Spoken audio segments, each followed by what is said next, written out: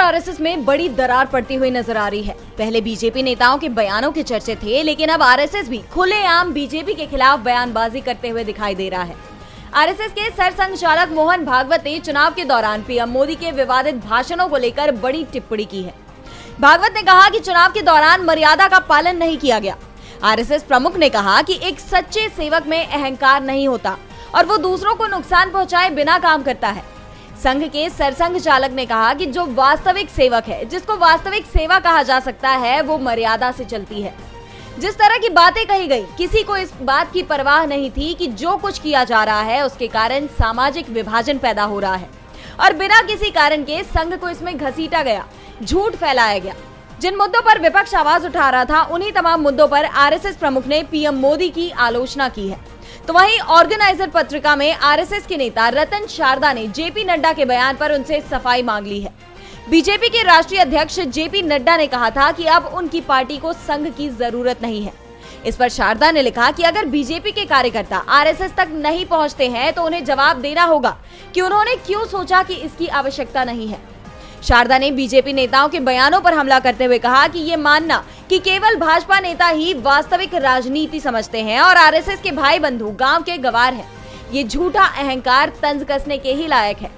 वहीं लोकसभा चुनाव में बीजेपी को लगे झटके को लेकर कहा कि ये बीजेपी के ओवर कॉन्फिडेंस को वास्तविकता की नेतृत्व वाली एनडीए सरकार मुश्किल में दिखाई दे रही है।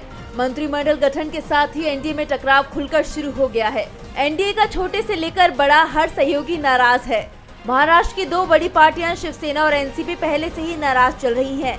एनसीपी को राज्य मंत्री का पद मिल रहा था, जिसे लेने से अजित पवार ने मना कर दिया, तो शिवसेना ने राज्य मंत्री पद ले तो लिया है, लेकिन अब पार्टी के नेता इसे लेकर सवाल उठा रहे हैं।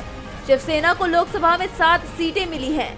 दूसरी तरफ झारखंड में बीजेपी की आजसू ने भी अब मोर्चा खोल दिया है।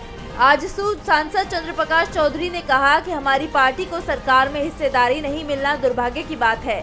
इस बीच दावा किया जा रहा है कि आजसू के अंदर एनडीए में रहने को लेकर विचार चल रहा है।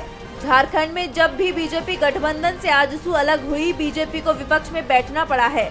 ऐसे में 4 महीने बाद होने वाले झारखंड विधानसभा चुनाव में बीजेपी को बड़ा झटका लग सकता है। इस बीच टीडीपी और जेडीयू के अंदर भी नाराजगी के सुर फूटते दिख रहे हैं। दोनों ही दलों को मंत्रिमंडल में कम महत्व के मंत्रालय दिए जाने को लेकर नाराजगी है। तो वहीं जेडीएस नेता कुमारस्वामी भी कृषि मंत्रालय नहीं दिए जाने पर नाराज बताए जा रहे हैं। यानी सरकार बनने के बाद बीजेपी का हर सहयोगी उससे नाराज दिखाई दे रहा है। एनडीए की बगावत पर इस समय इंडिया गठबंधन पूरी नजर बनाए हुए है। लोकसभा चुनाव में कांग्रेस का प्रदर्शन काफी बेहतर रहा है। पार्टी की सीटों की संख्या दोगुनी हो गई है। जनता ने इस बार भाजपा को आईना दिखा दिया है। यूपी की जनता ने इंडिया गठबंधन को जीत दिलाई है। इसे लेकर कांग्रेस ने आज धन्यवाद यात्रा निकाली। इस यात्रा के जरिए राहुल गांधी ने अमेठी और रायबरेली की जनता से भावनात्मक रिश्ते को और मजबूत करने की कोशिश की है। इस दौरान रायबरेली में राहुल ने जनता को संबोधित करते हुए कहा कि 2024 के बाद से देश के पीएम नफरत की राजनीति करते हैं और उसका फायदा 2 से 3 अरबपतियों को पहुंचाते हैं। हमारी जिम्मेदारी है कि हमारे जो भी नेता हैं वो अहंकार का शिकार नहीं होंगे। मोदी कहते थे कि भगवान मुझे काम करने के लिए ऑर्डर देते हैं, लेकिन उनके कौन से भगवान हैं जो सिर्फ अरबपतियों के काम करते हैं। नफरत के बाजार में हमें मोहब्बत की दुकान खोलनी है। राहुल गांधी ने आगे कहा कि वाराणसी में अगर इस बार प्रियंका गांधी चुनाव लड़ जाती तो देश के प्रधानमंत्री 2 से 3 लाख वोटों से हार जाते। उन्होंने अग्निवीर योजना का जिक्र करते हुए कहा कि अब सदन में हमारी सेना बैठी है, हम विपक्ष में बैठकर ही इस योजना को रद्द कराने की कोशिश करेंगे। राहुल ने सभी कार्यकर्ताओं का आभार जताया और ये वादा भी किया कि रायबरेली में जो भी काम होगा वो अमेठी में भी होगा। बता दें कि प्रियंका गांधी और अमेठी से सांसद केएल शर्मा भी कार्यक्रम का हिस्सा रहे। कहा जा रहा है कि 12 जून को राहुल गांधी वायनाड भी जा